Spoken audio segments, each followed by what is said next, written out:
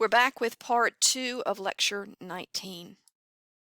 And we had been talking about the tensions rising during the so-called Cold War over the future of Germany.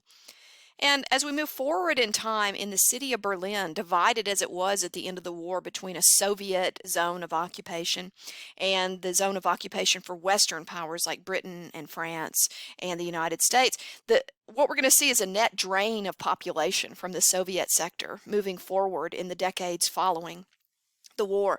Many people professionals felt like they weren't being paid as well under Soviet domination.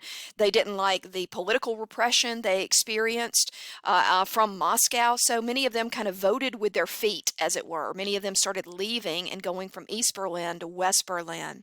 And in a bigger sense, people leaving Eastern Germany and moving either to Western Germany or the United States or Britain or France. And so what we're going to see is, under the leadership of Nikita Khrushchev, the Soviet prime minister by 1961, he's got to do something to stop the bleeding. And if you can't convince people to stay in the Soviet-dominated sector of Berlin and East Berlin, if you can't convince them through ideology to stay, then in the case of Khrushchev, he thought, well, cage them in. Make sure they can't physically get from one part of the city to another. So the Berlin Wall will be erected, and it's going to become a very potent symbol, a symbolic boundary between democracy on one side and communism on the other. And this was tragic, of course, for the residents of Berlin, who will now no longer have free passage from one portion of the city to another. It's going to cut off families. People will have to abandon their businesses because it's on the wrong side of the wall. And unfortunately, tensions between the two powers will only continue to climb in the coming years. As I mentioned prior in this lecture, by 1949, the Soviet Union will develop their own atomic weapons. That same year, we will see the most populous region in the world, China, turning into a communist dictatorship under Mao Zedong.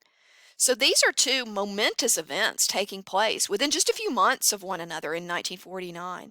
And we can tell how much this shook up the United States in particular with the creation of NATO that same year.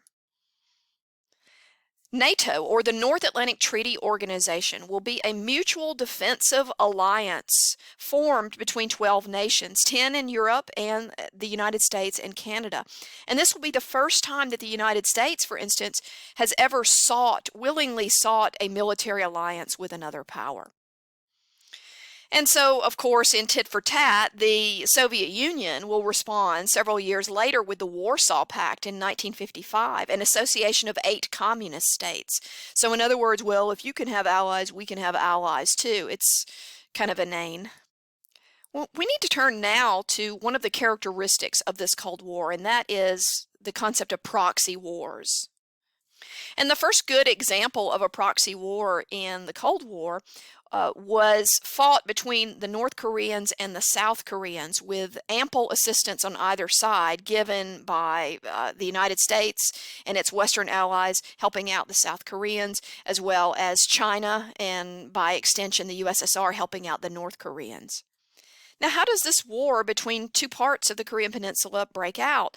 Well, in the summer of 1950, on June 25th, 7,000 North Korean soldiers crossed into South Korea, and North Korean forces then began streaming across the so-called 38th parallel. You can see it, this line of latitude here across the map. And for now, President Harry S. Truman of the United States, he's going to consider this the first real test of his containment policy. For many U.S. strategists, as well as their Western counterparts, they viewed communism almost like a virulent disease, one that needed to be quarantined. As soon as you saw it pop up in a certain area, then you surround it, you try to cut it off from other countries, you try to contain the damage. Another way of understanding this is the domino theory, the idea that if one country turns communist, then almost like a series of dominoes lined up next to it, that they soon will fall as well. So Truman sees this as his first real test of his containment policy.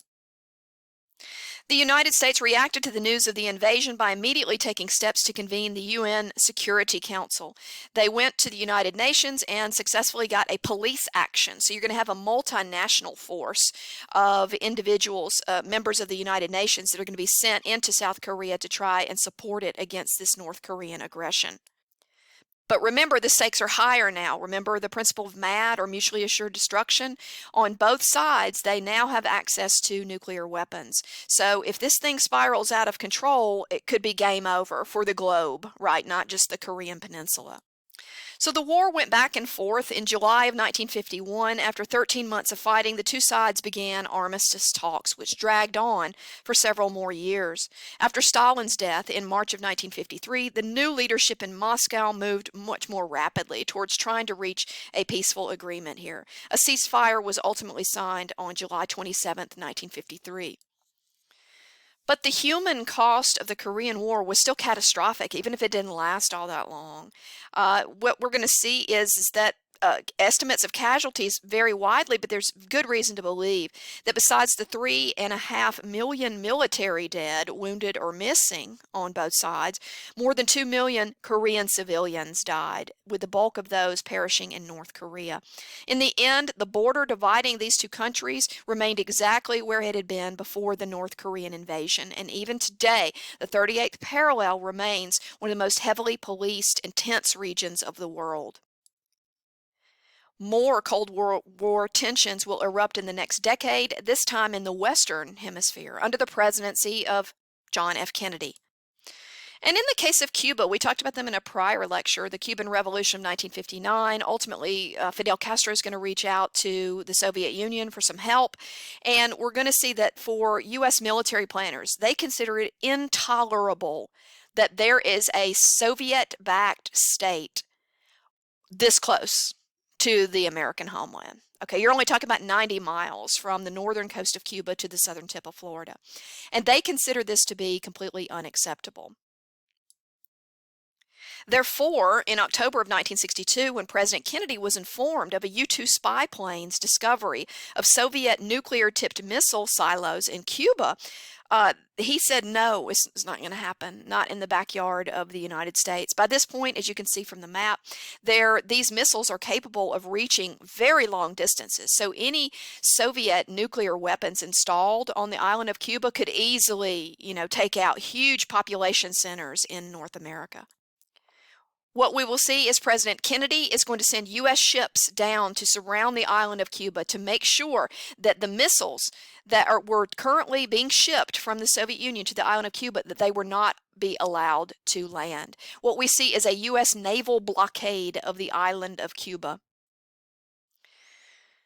These are tense times, folks, and in fact, many people refer to the Cuban Missile Crisis as possibly the closest that the United States and the Soviet Union would ever get to actual nuclear war.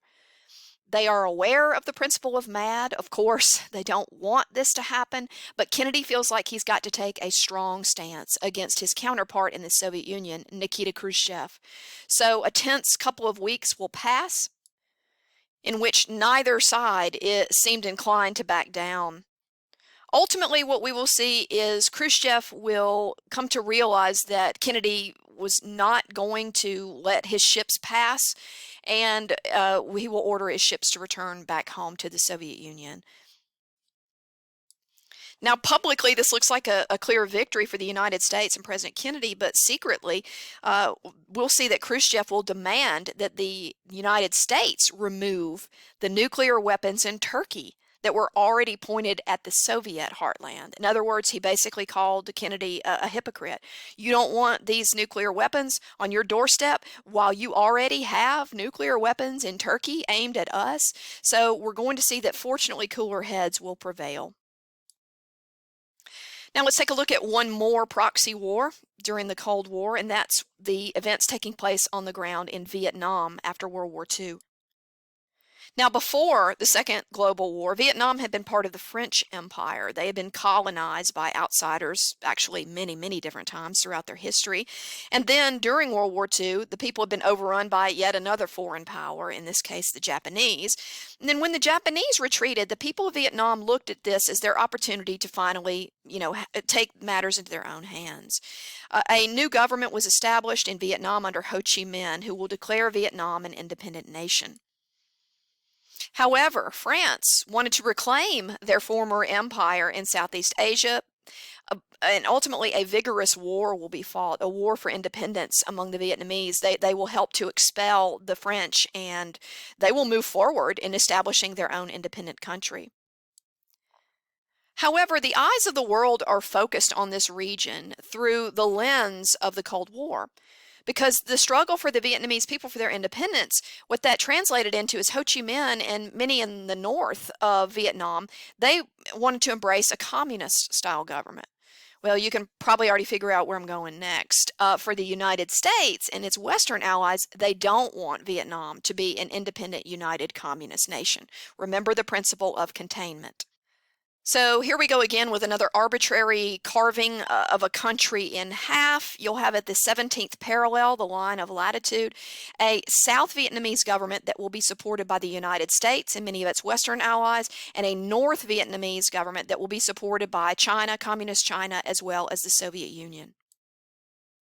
Unfortunately for the Western powers, there are still many people, even in South Vietnam, that they preferred a communist government. I mean, they're listening to their own leadership, and they don't like their own leadership. They want to be reunited with the North. There's a strong sentiment in the South for reunification under a communist government, but the West is coming in and propping up these strongman dictators who are not well liked by the local people. The United States, though, began deepening its commitment to South Vietnam over time, sending in more and more military advisors, sending in more and more money to try and preserve South Vietnam as a capitalist democratic bulwark against Chinese communist aggression. By the time American President Lyndon B. Johnson took power, he is the one who will really think that the war needs to be escalated, that instead of just sending in military advisors, that the U.S. actually needed to put U.S. troops on the ground in Vietnam to once and for all claim this territory and make sure that the North Vietnamese did not take down South Vietnam and turn it into a communist nation. But a president cannot declare war. Only Congress, only the people's representatives can declare war. So what we will see is in August of 1964, an incident supposedly took place in the Gulf of Tonkin off the northern coast of Vietnam.